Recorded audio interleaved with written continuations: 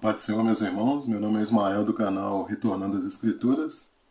E hoje nós estamos aqui para mais um estudo da série de Romanos. Amém, irmãos? Louvado seja o nome do Senhor. Então essa é a segunda parte do vídeo, do estudo de Romanos.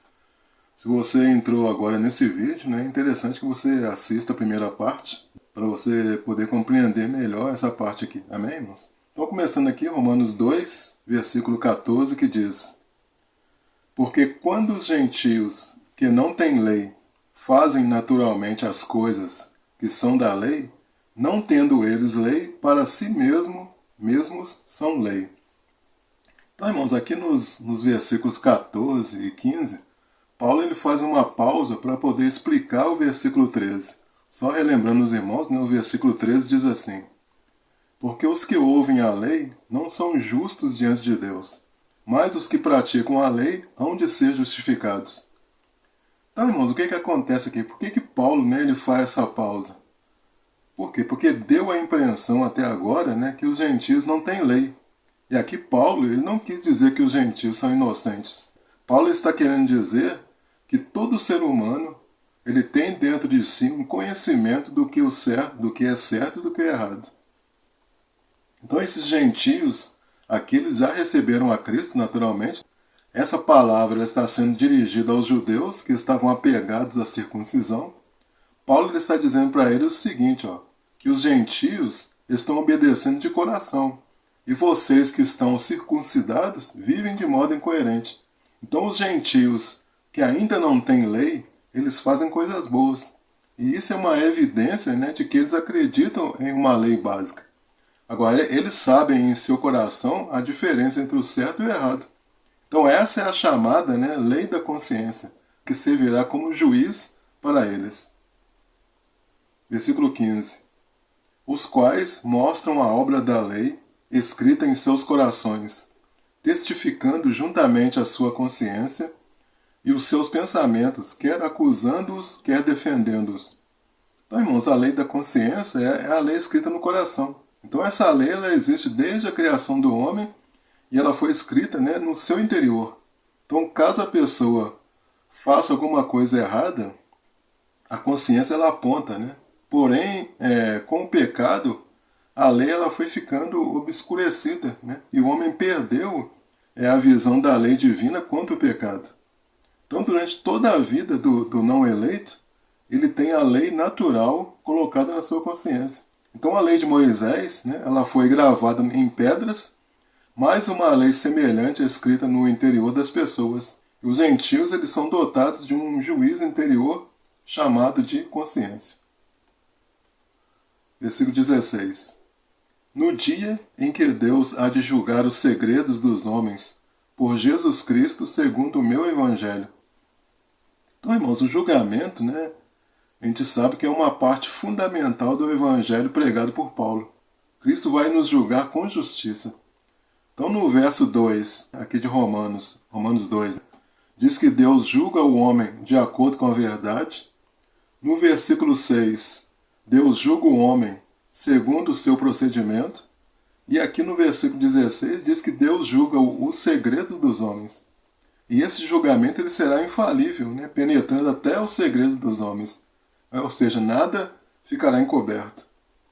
Então, irmãos, Deus ele não julgará apenas os atos das pessoas, mas as suas motivações e os seus segredos, ou seja, julgará aquilo que está oculto. Quando que um gentio vai estar acusando ou se defendendo conforme dito no versículo anterior, no versículo 15? Quando que vai acontecer isso? E a resposta está no versículo 16. No dia em que Deus, por meio de Cristo Jesus, julgar os segredos dos homens de conformidade com o meu evangelho. Ou seja, lá no tribunal de Cristo. O que é esse meu evangelho, irmãos? O meu evangelho, o evangelho de Paulo, é um evangelho que não foi revelado a Pedro, que não foi revelado a João, ou seja, nessa dimensão que Paulo escreve. Então é um evangelho completo, é um evangelho universal. O evangelho de Paulo ele não estava excluindo a lei, e sim colocando a lei no seu devido lugar. Versículo 17. Eis que tu que tens por sobrenome judeu, e repousas na lei, e te glorias em Deus. Então, irmãos, a gente vai ver aqui que a partir do versículo 17 até o versículo 24, Paulo ele nos mostra que muitos religiosos se orgulhavam, né, de ter a lei, mas na prática eles viviam uma vida contrária à lei. Né? E aqui Paulo parece estar dialogando com alguém, mas não era uma pessoa de verdade. Esse é um recurso de linguagem chamado diatribe. Né? É um artifício, né, para melhor explicar um fato imaginando que Paulo está discutindo com alguém. Então eles pregavam uma coisa, mas viviam outra. Paulo ele era seguidor estrito da lei. E ele está falando aqui do judaísmo da sua época. Então Paulo agora ele trata abertamente do judeu, afirmando que o seu privilégio de ser chamado superior serve apenas para condená-lo. Então, irmãos, os judeus, né, eles não vivem de acordo com os preceitos da lei. Né? Os privilégios que Deus deu para a nação de Israel é para que eles fossem uma bênção para as outras nações. Eles tinham uma falsa ideia de que Deus iria tratar eles de forma diferente das nações. Aí quando Paulo fala, tu que tens por sobrenome judeu, ele termina o raciocínio lá no versículo 21, que diz assim, ó, no versículo 21, tu, pois, que ensinas a outro, não te ensinas a ti mesmo? Tu que pregas que não se deve furtar, furtas? Então, mas antes de chegar no versículo 21, aí nos versículos 18 a 20, ele enumera os privilégios dos judeus. Porque o judeu ele se gloriava de ter o sobrenome judeu. E ele continua dizendo, né, vocês repousam na lei, ou seja, vocês ficam tranquilos, né, porque Deus deu a lei para vocês. Aí versículo 18. E sabes a sua vontade e aprovas as coisas excelentes, sendo instruído por lei. Então aqui Paulo ele continua, né, a sua argumentação que ele iniciou, né, no versículo anterior. Aprova as coisas excelentes, ou seja, aquelas que são moralmente importantes. Né? Os judeus eles sabiam, né, o que era certo, o que era errado. Os outros povos eles só tinham a consciência do certo e do errado. Então os judeus eles conheciam a vontade de Deus revelada para eles por meio da lei. A lei ela revela a natureza moral e a santidade de Deus. Ou seja, eles eram instruídos na lei desde criança. Versículo 19. E confias que és guia dos cegos, luz dos que estão em trevas. Então aqui Paulo, né, ele continua a argumentação que ele iniciou lá no versículo 17. Os judeus eles não estavam apenas repousando na lei, mas eles sentiam superiores aos outros. Eles receberam a luz de Deus e os outros povos estavam cegos. E eles eram o guia desses cegos, ou seja, dos demais povos. Os mestres judeus, eles achavam que eram luzes não só para os gentios, mas para o povo comum de Israel. Versículo 20. Instruidor dos nécios, mestre de crianças, que tens a forma da ciência e da verdade na lei. Então os judeus, né, eles se sentiam guias, luzes, instrutores, mestres. Que lei que está falando aqui? A lei mosaica. Então a ciência e a verdade elas foram dadas por meio da lei. Os nécios aqui apontam para o povo comum de qualquer raça. E as crianças aqui se referem aos novos prosélitos, que são os gentios que se convertem ao judaísmo. Versículo 21. Tu, pois, que ensinas a outro, não te ensinas a ti mesmo? Tu que pregas que não deve se furtar, furtas? Então, irmãos, depois de enumerar os privilégios dos judeus, ele continua a argumentação que ele iniciou lá no versículo 17. E agora ele mostra as atitudes dos judeus, mostrando que eles não eram merecedores dos privilégios que eles receberam. Então os judeus eles se consideravam mestres dos gentios, mas não se ensinavam a si próprios, né, as mesmas lições ensinadas aos outros. Então Paulo agora ele vai destacar 3 pecados cometidos pelos judeus. Eram os pecados mais comuns entre eles. Ele diz assim, ó, tu que pregas que não se deve furtar, furtas. Então nós estamos vendo aqui a quebra de um dos mandamentos. Aí no versículo 22. Tu que dizes que não se deve adulterar, adulteras? Tu que abominas os ídolos, cometes sacrilégio? Então, segundo o pecado, né? Tu que dizes que não se deve adulterar, adulteras, está quebrando outro mandamento, né? Aí vem um terceiro pecado, né? Tu que abominas os ídolos, cometes sacrilégio. Então a quebra de outro mandamento. Então a lei ela dizia que não se deveria entrar em templos pagãos e nem tomar coisas deles. E esse sacrilégio mencionado aqui por Paulo era porque quando os judeus eles venciam uma batalha contra os pagãos, eles entravam no templo dos pagãos, saqueavam os ídolos, né, de ouro e de prata. Versículo 23. Tu que te glorias na lei, desonras a Deus pela transgressão da lei? Então aqui é a conclusão do raciocínio, né, iniciado lá no versículo 17. Vocês se gabam da lei, mas transgridem e trazem desonra a Deus por viverem em contradição. Eles diziam uma coisa, mas viviam de forma contrária. Versículo 24. Porque como está escrito, o nome de Deus é blasfemado entre os gentios por causa de vós. Então aqui nesse versículo, irmãos, Paulo ele está se baseando em Isaías 52, versículo 5, que diz assim, ó: E agora, que tenho eu que fazer aqui, diz o Senhor? Pois o meu povo foi tomado sem nenhuma razão? Os que dominam sobre eles dão uivos, diz o Senhor, e o meu nome é blasfemado incessantemente o dia todo.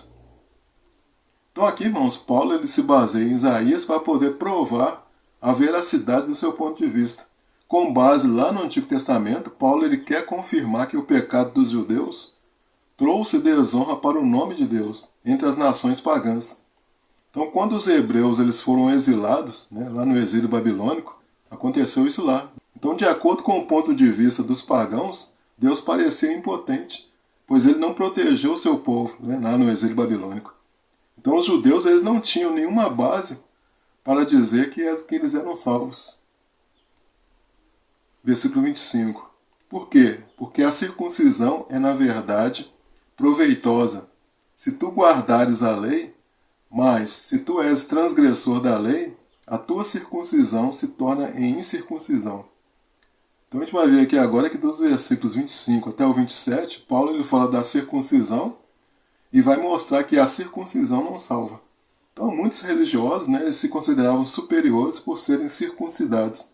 Era uma prática, né, que iniciou com Abraão. Para os judeus, os gentios, né, eles eram como cães incircuncisos. Os judeus eles achavam que por serem circuncidados e serem filhos de Abraão, eles seriam salvos. Mas Paulo, né, ele diz que só o sinal físico não tem validade e o que vale é a obediência à lei. A lei ela foi dada para que o povo reconhecesse que eles eram pecadores, né, e portanto não podiam cumprir a lei.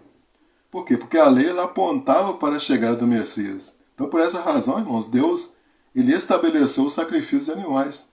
Pois Deus sabia que o judeu ele não tinha condições de cumprir a lei. Então, a graça de Deus ela estava inserida ali nos sacrifícios. Né? E os judeus eles não entendiam o propósito da lei. Então, Paulo aqui ele está mostrando que a circuncisão ela era proveitosa. Proveitosa se a lei fosse guardada. Agora, se eles transgrediam a lei e não criam no Messias, que haveria de vir, eles eram tão incircuncisos quanto os gentios, já que a circuncisão era um sinal, né, da guarda da lei de Moisés. Então, ele fala assim, né, a tua circuncisão se tornou incircuncisão. Ou seja, aos olhos de Deus, um judeu que transgride a lei, ele está no mesmo nível que um gentio. Então, os judeus eles acreditavam que seriam poupados, né, em virtude de estarem circuncidados. Versículo 26.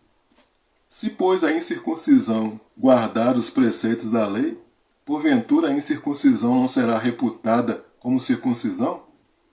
Então, continuando o versículo anterior, diz que se uma pessoa incircuncisa guardar as normas morais da lei, será considerada como circuncisão, ou seja, membro do povo da aliança. Um gentio que pratica a lei, ele vira um judeu.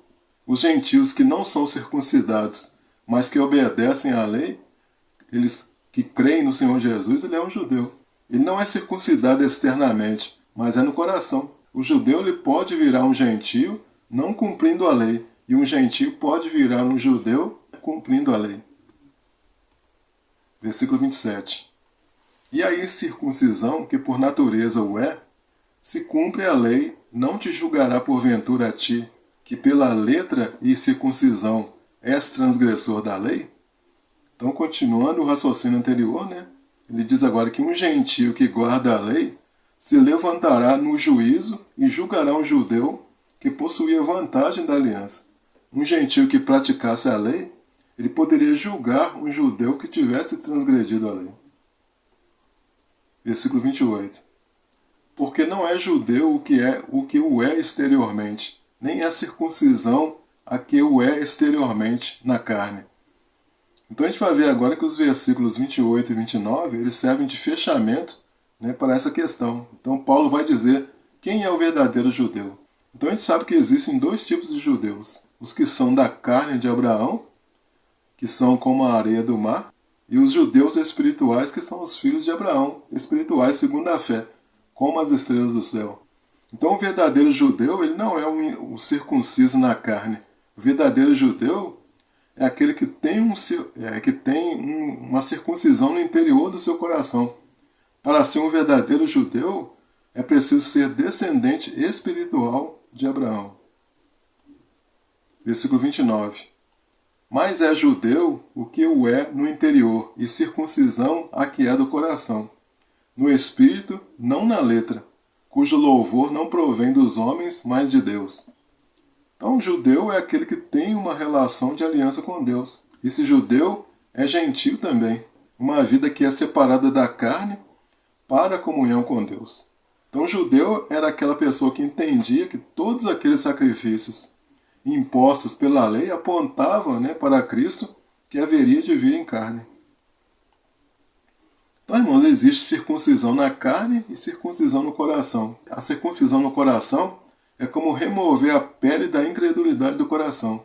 Assim como a circuncisão na carne é remover a carne do prepúcio, a circuncisão no coração é como remover a pele da incredulidade do coração.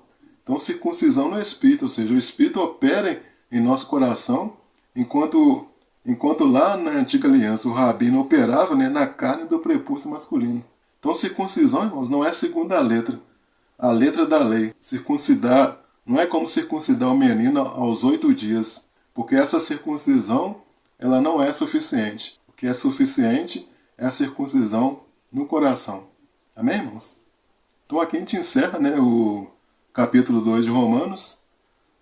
Espero que os irmãos tenham compreendido, né? Caso os irmãos tenham alguma dúvida, ou mesmo queiram fazer algum comentário, né, a respeito do vídeo, peço que os irmãos aí usem os comentários. Se você gostou desse vídeo, peço aí que nos ajude, deixa aí um like, deixa aí seu like, né, seu joinha. E se você ainda não é inscrito no canal, peço que você se inscreva no canal, amém, irmãos? Queria agradecer a você que assistiu o vídeo até o final. Aguarde aí a postagem de próximos vídeos. E fiquem todos na graça e na paz de nosso Senhor e Salvador Jesus Cristo, amém, irmãos? Glória a Deus.